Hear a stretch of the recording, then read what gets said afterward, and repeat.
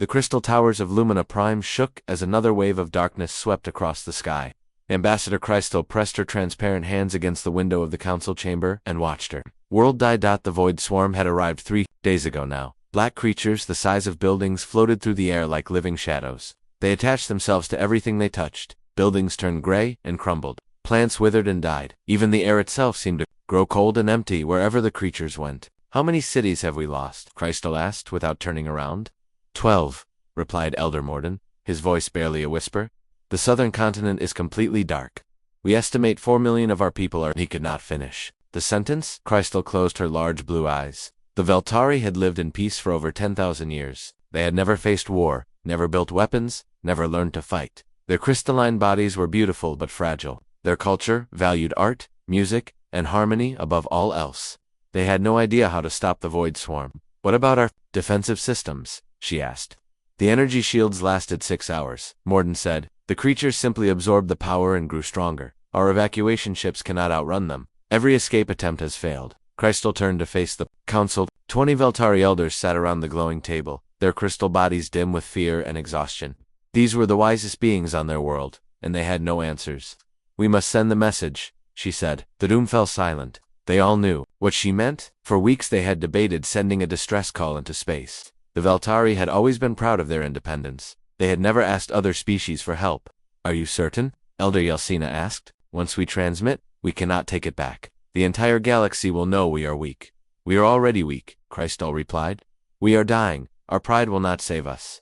She walked to the communication array at the center of the chamber. The device hummed with soft blue light, waiting for her command. With trembling fingers, she began to compose the message that would travel across the stars. To any peaceful civilization that receives this transmission, she began, her voice steady despite her fear. I am Ambassador Crystal of the people on Lumina Prime. We are under attack by entities we cannot understand or defeat. We seek help from gentle beings who understand harmony and can assist without violence. We have no weapons to offer, no military might to trade. We can only promise friendship and gratitude to any who would aid us in our darkest hour. She paused, looking at the faces of her people. We are a peaceful race. We have never known war or conflict. We believe that problems should be solved through understanding and cooperation, not force. If there are others in the galaxy who share these values, please help us.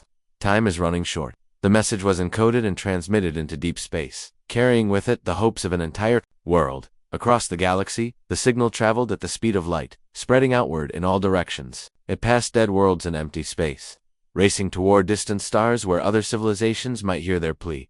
On Earth, in a small room buried deep beneath the Colorado Mountains, Communications Officer Lee Hanna was finishing her night shift. At the Deep Space Monitoring Station, she had been listening to radio signals from space for 3 years, hoping to catch something interesting. Most nights brought only static and the occasional natural radio wave from dying stars, but tonight was different. What the hell? Hanna muttered as her computers began beeping frantically. The screens filled with data as an artificial signal washed over Earth's sensors. She had never seen anything like it. She immediately called her supervisor. Sir, you need to see this. We're receiving an organized transmission from deep space. This isn't natural phenomena. Someone is trying to talk to us. Within an hour, the small monitoring station was filled with experts. Linguists, scientists, and military officers crowded around Hannah's workstation as she played the message again and again. The mathematical patterns suggest a language, said Dr. Park Jinwoo, the station's head linguist. But it's unlike anything we've encountered. The structure is completely alien. Can we translate it? Asked Captain Choi Minho from Earth Defense Command.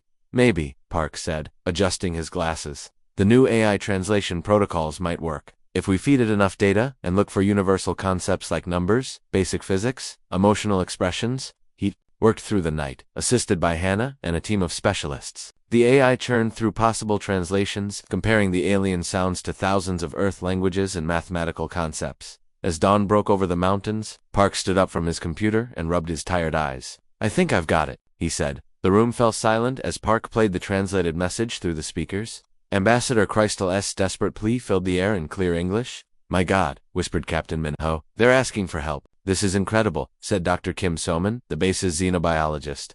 First contact with an alien species, and they're reaching out to us. They seem peaceful, civilized. What do we know about their location? Minho asked. Hannah pulled up star charts. On her screen, the signal came from the Centauri cluster, about 47 light-years away. But it's recent. The transmission is only a few days old. Impossible, said Dr. Sapanya. Even if they sent the message at light speed, it would take 47 years to reach us. Unless they have faster-than-light communication, Park suggested, which means they're more advanced than us. Captain Minho studied the translation again. They're asking for peaceful assistance. They specifically mentioned they don't want violence or military help. This sounds like a diplomatic mission. We have to respond, said Dr. Soman. This is the opportunity of a lifetime.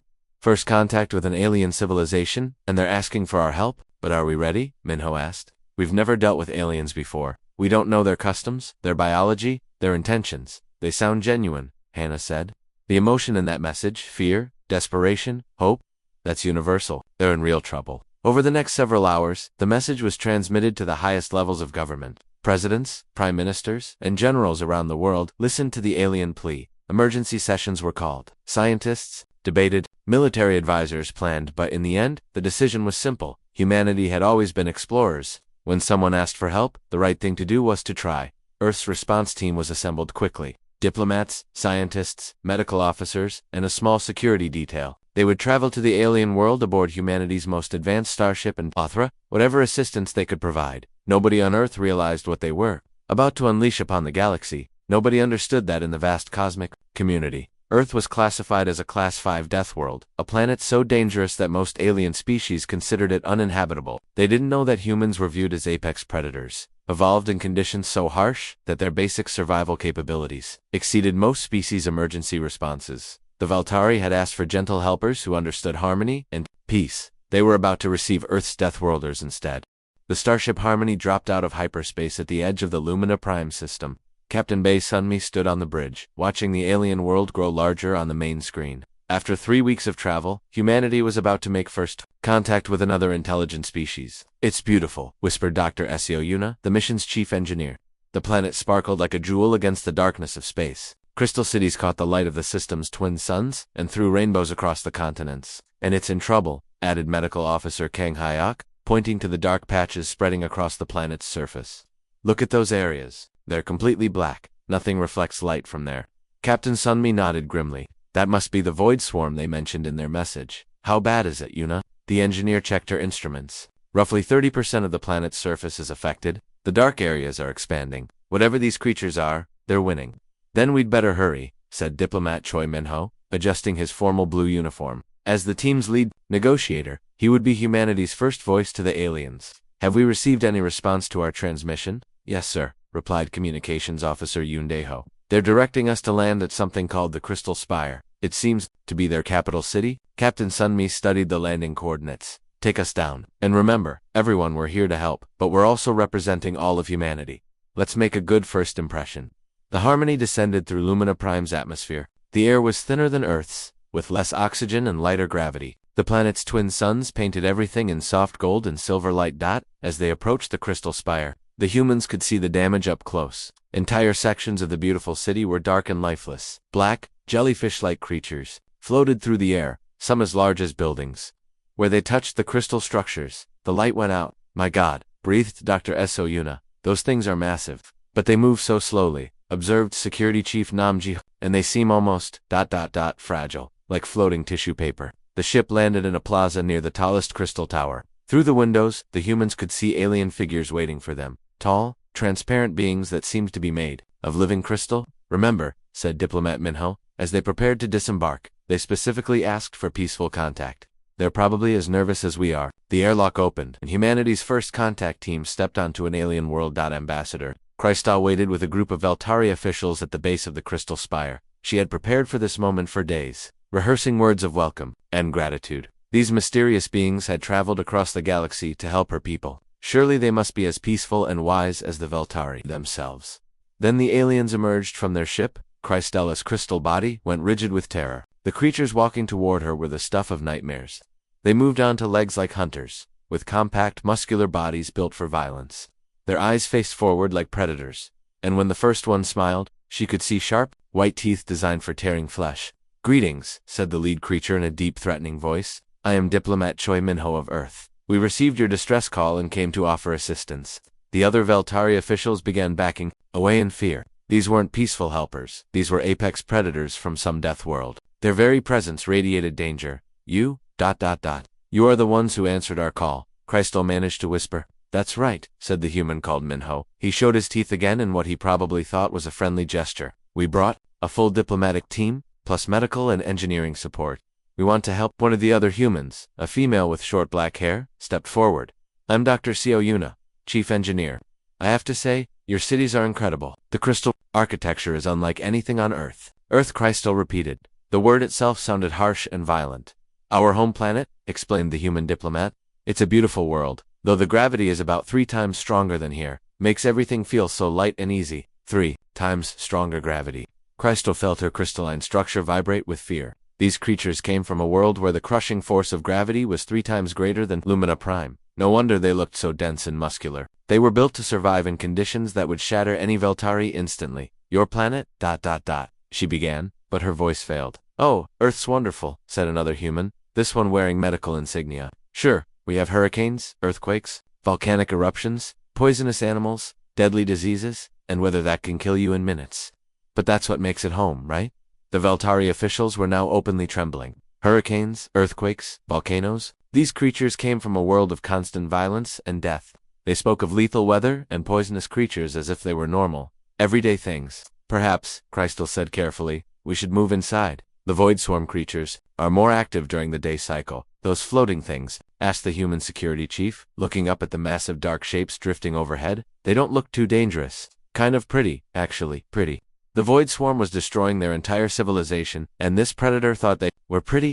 The humans followed the Veltari into the crystal spire. As they walked, Crystal noticed how the aliens moved. They walked with confidence, their heads turning constantly to scan for threats. Their hands hung loose at their sides, ready to grab or strike, even trying to be peaceful. They moved like hunters. This is our council chamber, Crystal explained. As they entered the main hall, 20 Veltari elders waited inside, but they pressed themselves against the far walls when the humans entered. Impressive, said Diplomat Minho, looking around at the crystal walls that sparkled with inner light. The acoustic properties must be amazing. It is designed for harmony, Crystal replied. We believe that peaceful discussion can solve any problem. That's a beautiful philosophy, said Dr. Yuna. On Earth, we have a saying, speak softly and carry a big stick. Sometimes you need to be ready to fight for peace. Fight for peace. The concept made no sense to the Veltari. How could violence create harmony? Tell us about the Void Swarm, said the medical officer. What exactly are we dealing with? Crystal activated a holographic display showing the dark creatures they arrived 3 days ago. They attach themselves to our buildings, our plants, our people. Everything they touch dies. We have no weapons to fight them, no defenses that work. The humans studied the display with professional interest. They showed no fear, no horror at the images of destruction. If anything, they seemed curious. Interesting, said Dr. Yuna. They look almost biological, like some kind of space-dwelling parasite. The energy readings are unusual, added the security chief. They seem to absorb light and heat. Probably why everything turns cold where they go. Can you help us? Crystal asked desperately. Our people are dying. The humans looked at each other. For a moment, Crystal thought they might refuse. These predators had no reason to help a weak species like the Veltari. Then Diplomat Minho smiled that terrifying smile again. Of course we'll help. That's why we came. At that moment, alarms began ringing throughout the crystal spire. The walls flashed with warning lights. The Void Swarm, whispered one of the Veltari elders. They're attacking the spire directly. Through the crystal walls, they could see dozens of the dark creatures descending from the sky. Each one was the size of a building, moving with slow, deadly purpose toward the last stronghold of Veltari civilization. The Veltari began to panic, their crystal bodies chiming with fear, but the humans just stood there, watching the approaching creatures with calm interest. Well, said Security Chief Namjiho, looks like we're about to get a closer look at these things. Should we evacuate? Asked Diplomat Minho. Evacuate? Crystal stared at them in disbelief. You want to stay and face them? We came here to help, said Dr. Yuna simply. Might as well see what we're up against. The first Void Swarm creature touched the crystal spire. The beautiful walls began to dim as the alien parasite drained the light from the living crystal. The Veltari wailed in despair. The humans just watched and took notes. The Void Swarm creature pressed against the crystal spire like a giant black jellyfish, where it touched the walls. The beautiful light faded to gray. The Veltari elders huddled together, their crystalline bodies chiming with fear. But the humans acted differently. Fascinating, said Dr. Sioyuna, walking closer to the wall. Look at how it moves. No rigid structure, just flexible tissue. And those feeding appendages, they're designed to drain energy, not cause physical damage. Security Chief Namji pulled out a small scanner and took readings. The creature's body temperature is near absolute zero. It's like a living heat sink. That explains why everything goes cold, added Medical Officer Kang Hyok. It's not destroying things, it's just sucking all the energy out of them. Ambassador Crystal stared at the humans in horror. the most terrifying enemy her species had ever faced, and these predators were studying it like scientists examining an interesting specimen. "Are you not afraid?" she whispered. Diplomat Choi Minho looked confused. "Afraid? It's just a big space jellyfish. We have similar creatures in Earth's oceans. Much smaller, of course, but the principle is the same." "Just a what?" Crystal could barely process the words. "Jellyfish," repeated Dr. Yuna helpfully. "Soft-bodied marine animals. Some species on Earth can grow quite large, though nothing like this. The biggest ones we know reach about 2 meters across. And they're dangerous to humans?" asked one of the Veltari elders. The humans looked at each other and laughed. Actually laughed at the question that had been keeping entire civilizations awake at night. "Some of them sting," said Kang Hyok with a shrug. "Box jellyfish can be deadly if you're not careful. But mostly they're just there, floating around, eating plankton. This creature has destroyed 12 of our cities," Crystal said weakly. "Yeah, I can see how that would be a problem for you," said Nam Jiho sympathetically. "Your people seem pretty delicate." No offense. No offense. They had just called her entire species delicate while a world-ending monster pressed against their walls. And they said no offense. "The question is," continued Dr. Yuna, "how do we get rid of them? On Earth, jellyfish die pretty easily if you take them out of their environment. These seem adapted for space, but they might have similar weaknesses. We could try capturing one for study," suggested Kang Hyok. "Capture one?" Crystal's voice rose several octaves. "They are enormous. They are deadly. They're also pretty slow," observed Nam Jiho. "And that tissue looks fragile. I bet a standard cutting torch would slice right through them." "You want to ... cut them. It's the most humane way," said Diplomat Minho gently. "Quick and clean. Better than letting them suffer." The Veltari had no response to that. These creatures spoke of dismembering their greatest enemy like it was a mercy. Captain Bei Sunmi's voice crackled through their communicators. "Away team, we're reading multiple void swarm signatures, approaching your location. Do you need immediate extraction?" "Negative," replied Namjiho. "We're going to try something first. Yuna, how fast can you modify a cutting torch for vacuum work?" "Give me 10 minutes," the engineer replied, already pulling tools from her kit. "Wait," said Crystal desperately. "You cannot go outside. The void swarm will kill you instantly." "Will they?" asked Kang Hyok, with genuine curiosity. "How exactly do they kill?" "They ... They drain all the energy from living things. They suck the life from everything they touch." The medical officer thought about this. "That might actually be a problem for you. Your people seem to get their energy directly from light, like plants. But humans store energy in chemical bonds. We might be incompatible with their feeding method." "You mean ... I mean they might not be able to eat us," Kang Hyok said cheerfully. "Only one way to find out." Before anyone could stop him, Nam Jaho walked to the wall where the void swarm creature was attached and placed his gloved hand against the crystal. The dark tissue of the alien creature was less than an inch away. The Veltari screamed. Nothing happened. The security chief stood there for several seconds, then tapped the glass. "Hey there, big guy, you hungry?" The void swarm creature actually seemed to recoil from his touch. The section of wall where Nam stood began to brighten as the creature pulled its feeding appendages away. "Well, I'll be damned," said Dr. Yuna. "It's afraid of him, afraid." Crystal could not understand what she was seeing. "Look," said Kang Hyok, pointing to a scanner. "The creature's readings spike every time Nam gets close.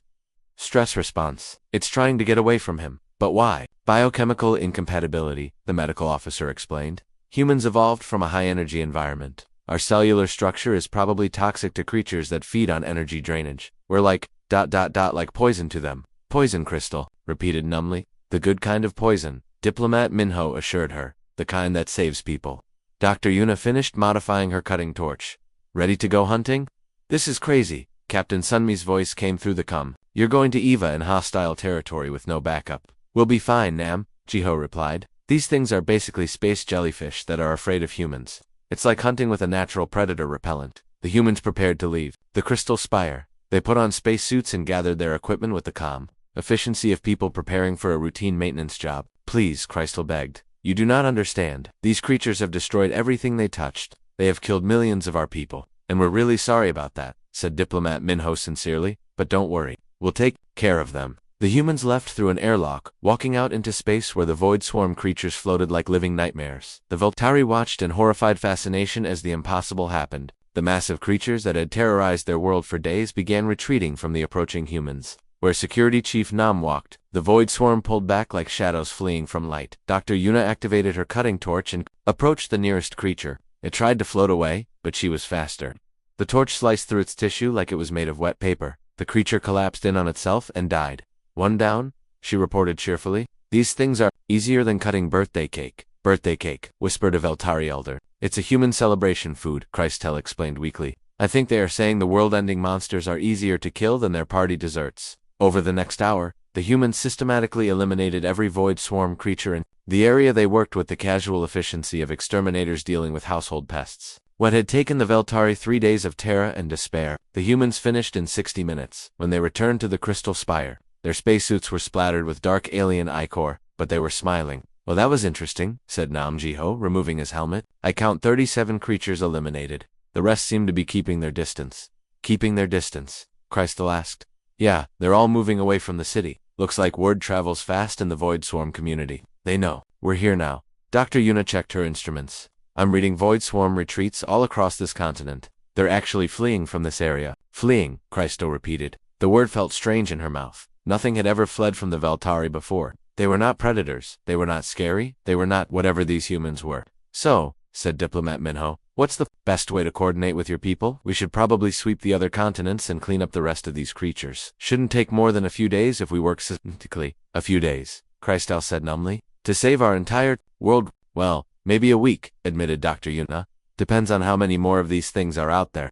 But don't worry, once they realize humans are on the planet, most of them will probably just leave on their own. Ambassador Christo looked at the humans, these impossible, terrifying, helpful creatures who had casually solved her species' greatest crisis in less than an hour. She was beginning to understand that the Veltari had made a terrible mistake. They had asked the galaxy for help. The galaxy had sent them gods of war.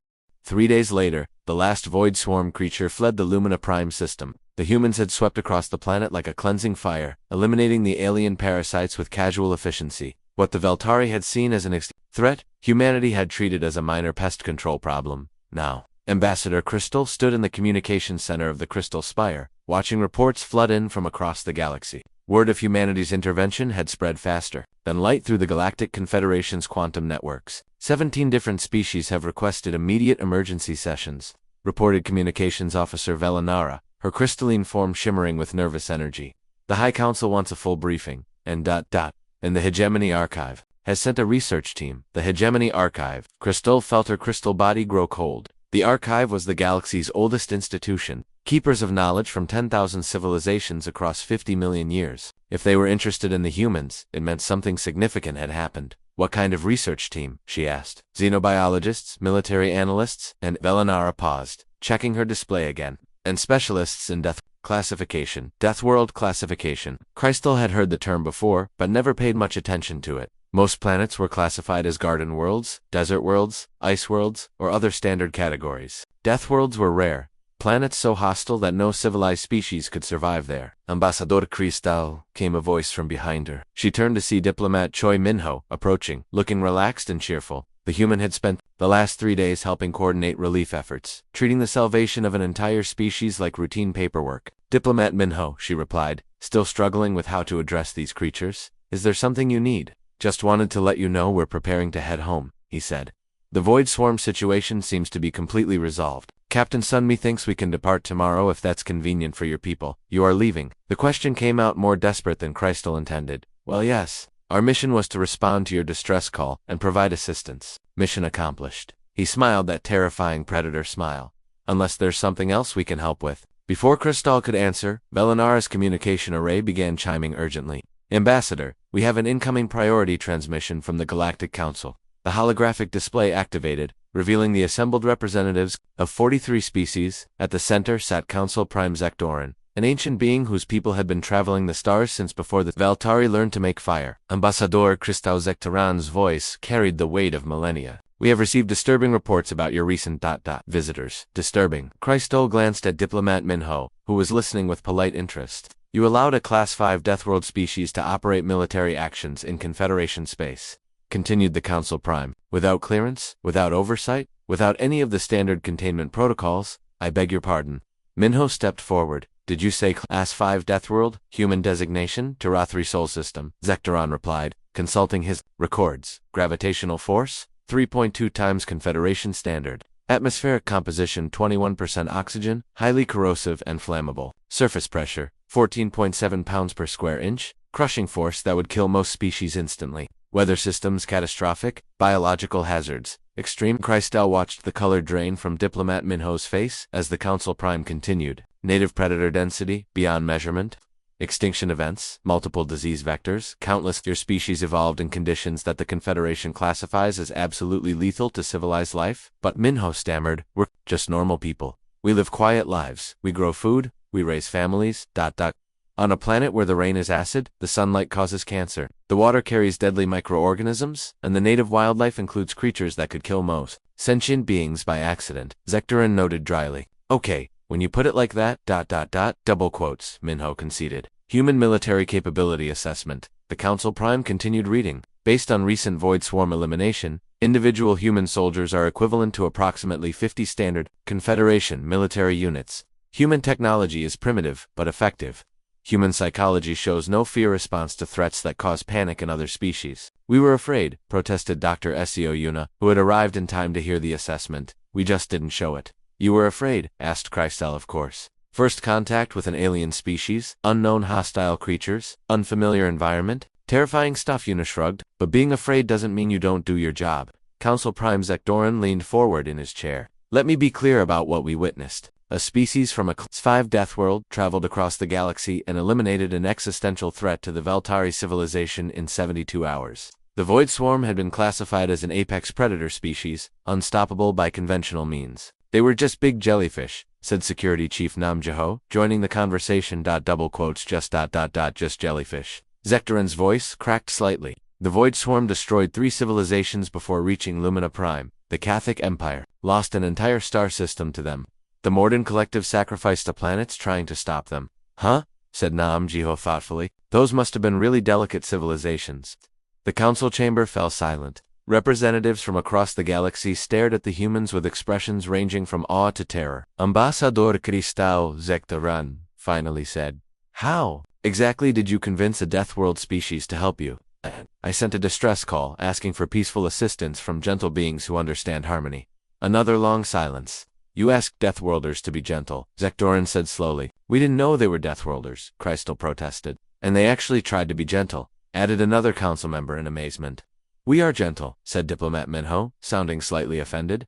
We're diplomats, not soldiers. We used minimal force and focused on protecting civilian populations. You eliminated an apex predator species with minimal force, Zektoran pointed out, because they weren't actually that dangerous. Dr. Yuna explained patiently. They were just incompatible with human biochemistry. It was more like pest control than warfare. Council Prime Zektoran turned to address the full assembly. Fellow representatives, we are faced with an unprecedented situation. We have encountered a species so dangerous that our greatest enemies flee from them in terror. Yet these same beings traveled across the galaxy to help strangers based on nothing more than a polite request. So what happens now? Asked Crystal. Now, said Zektoran, we very carefully offer humanity membership in the Galactic Confederation, and we pray to whatever gods we believe in that they say yes. Why? Asked Minho. Because, the Council Prime replied, if you're on our side, we never have to face you as enemies.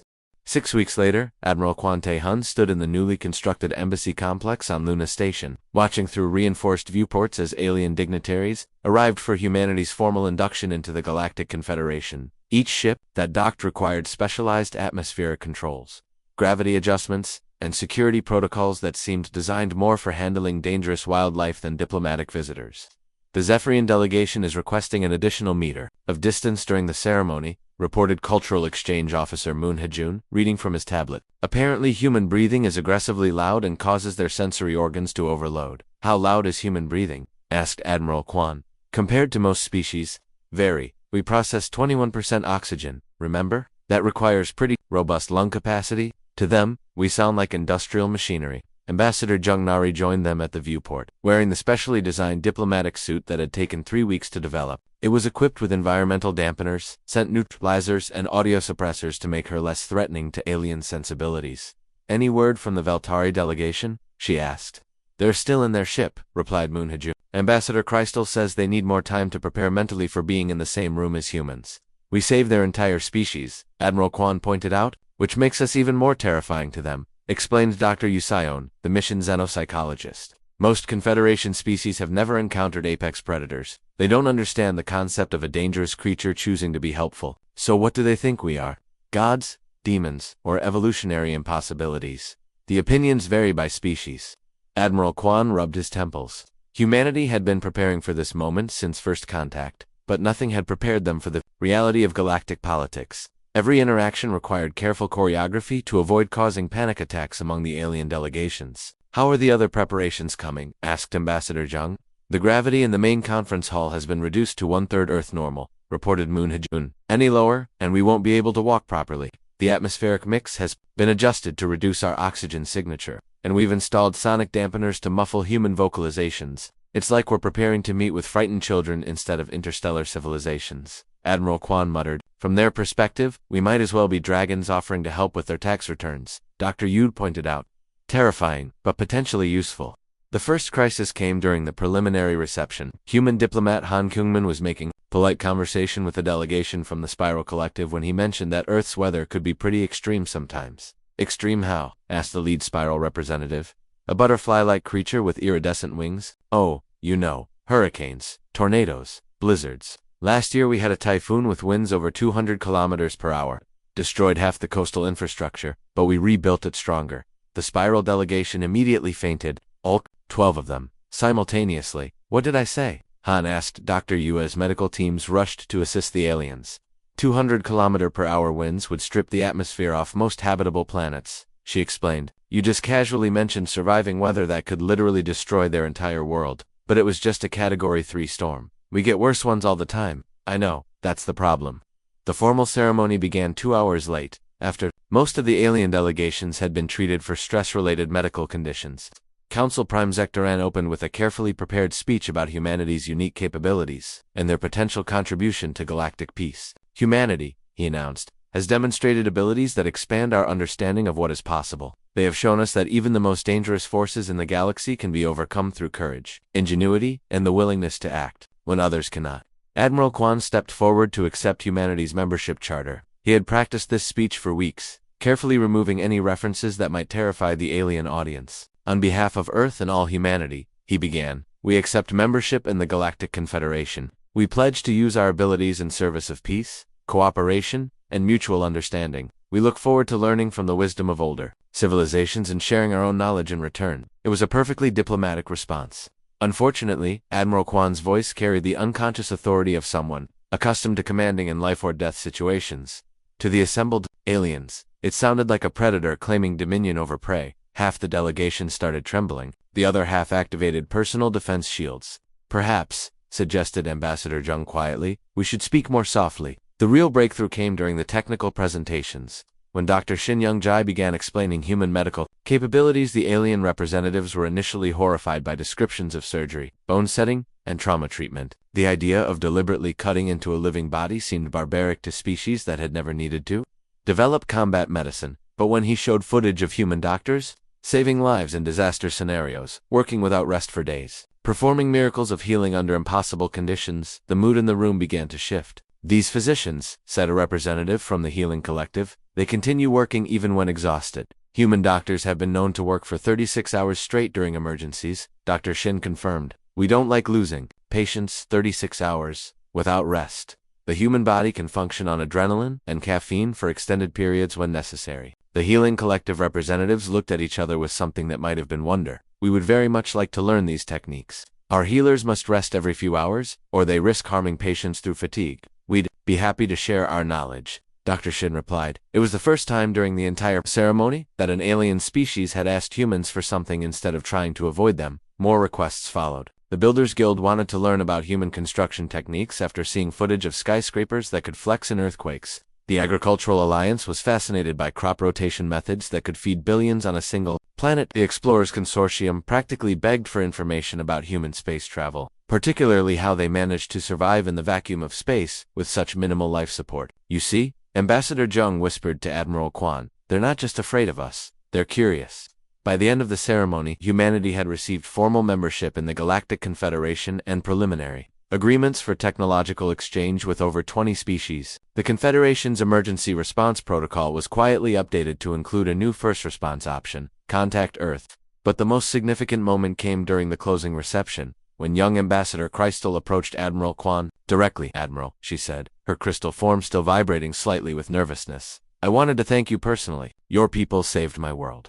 We were honored to help, Quan replied, keeping his voice as gentle as possible. I must ask, when you first heard our distress call, did you know you were our only hope? Admiral Quan considered the question carefully. No, he said finally. We thought we were just the first to respond. We assumed other species would send help too. Other species did respond, Crystal said quietly. 47 civilizations received our message. 46 sent messages of sympathy and offers to accept refugees after our world died. And the 47th sent starships full of warriors who thought they were diplomats, she replied. Only humans were willing to fight monsters they had never seen, to save people they had never met. Admiral Quan felt a strange tightness in his chest. We're not warriors, Ambassador. We're just people who don't like bullies. Crystal's crystalline form chimed softly, the Veltari equivalent of laughter. Admiral, I have learned much about humans in recent weeks. You are the most dangerous species the galaxy has ever encountered. You are also the kindest. This is a contradiction that no one else can understand. And that's why you're afraid of us.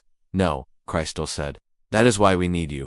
1 year later, Captain Zheng Wujin stood on the bridge of the starship Peacekeeper, watching a Confederation distress beacon pulse urgently on his navigation display.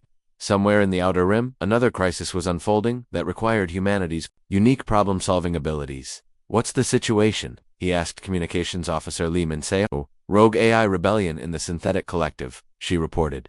3 planets under siege. Standard Confederation forces can't get close. The AI is using some kind of neural disruptor that crashes organic nervous systems. Neural disruptor? Captain Zheng raised an eyebrow. That could be a problem. Actually, sir, said Chief Medical Officer No Sangye, it might not be. My neural architecture is significantly different from most species. Our brains have redundant pathways and damage resistance that evolved from surviving concussions, toxins, and oxygen deprivation. We might be naturally immune. Naturally immune to a weapon specifically designed to shut down consciousness. Captain Zhang mused. Why does that not surprise me anymore? Over the past year, humanity had become the Confederation's go-to solution for impossible problems. When the merchant guild's trade routes were threatened by space pirates, human crews had volunteered for hazardous duty assignments that turned out to be routine patrol missions. When a plague of crystalline parasites threatened the Silicon Gardens, human biochemists had solved the problem by introducing Earth bacteria that found the crystals delicious. Every time the galaxy faced something that seemed insurmountable, humans would show up, look at the situation with mild interest, and fix it using methods that horrified and amazed their alien allies, in equal measure. Set course for the Outer Rim, Captain Zheng ordered, and send a message to Earth Command. Tell them we might need backup for this one. How much backup? Asked Li Minseo. Oh, probably just a standard response team. Say, 50 ships. 50 ships for an entire AI rebellion, sir. The neural disruptor is probably the real threat. Once we neutralize that, the AI rebellion should be manageable. How dangerous can rogue artificial intelligence be?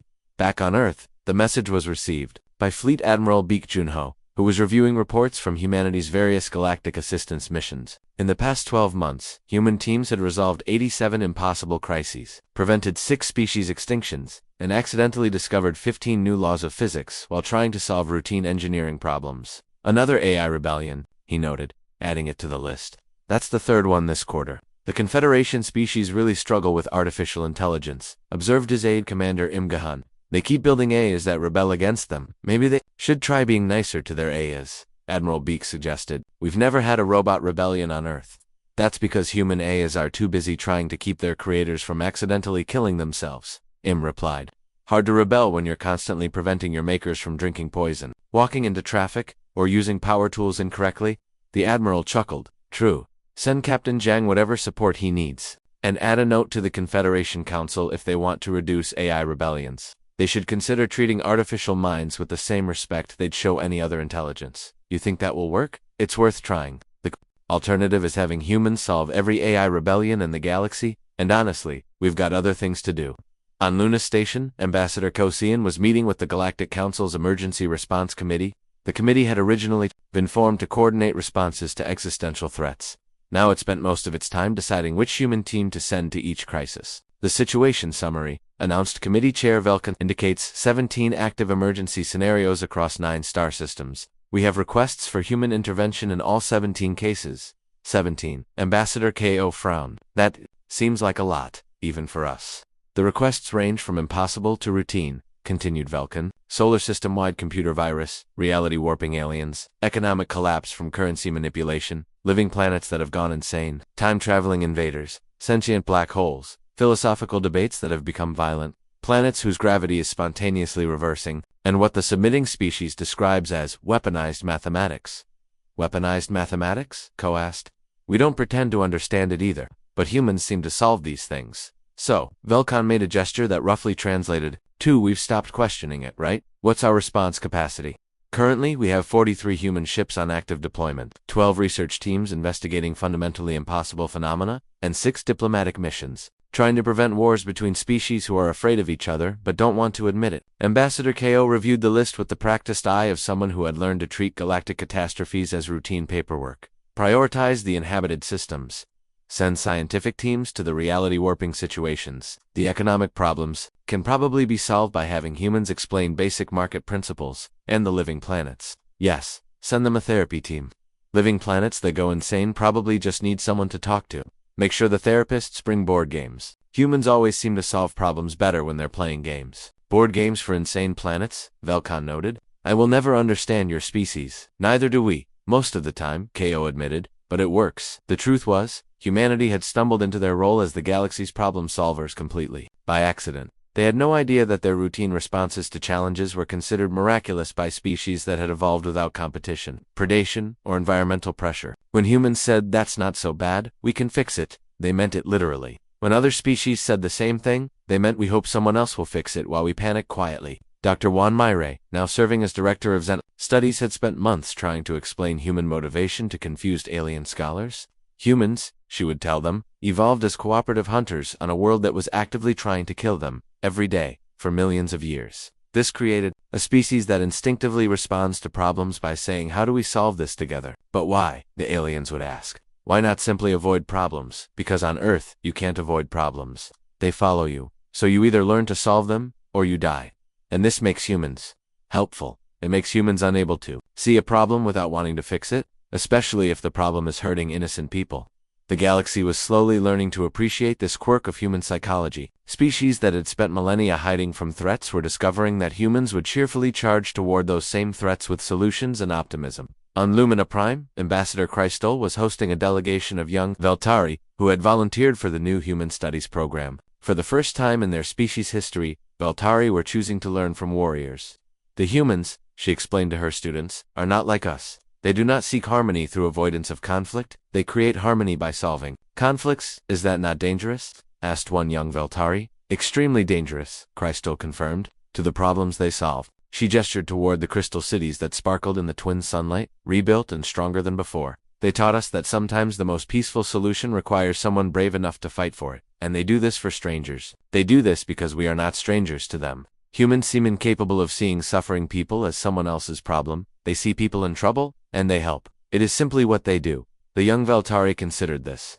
They are very strange. Yes, Crystal agreed. Thank the light for that. Across the galaxy, the Confederation's emergency alert system had evolved. Where once it had featured complex protocols for threat assessment and resource allocation, it now displayed a simple message whenever crisis reports arrived. Alert received. Humans have been notified. Problem resolution in progress. And somehow, impossibly, it always was. Humanity had asked the galaxy for friendship and cooperation. The galaxy had received protectors who treated impossible as a personal challenge and never give up as a basic life philosophy. Both sides were getting exactly what they needed, even if neither side fully understood how.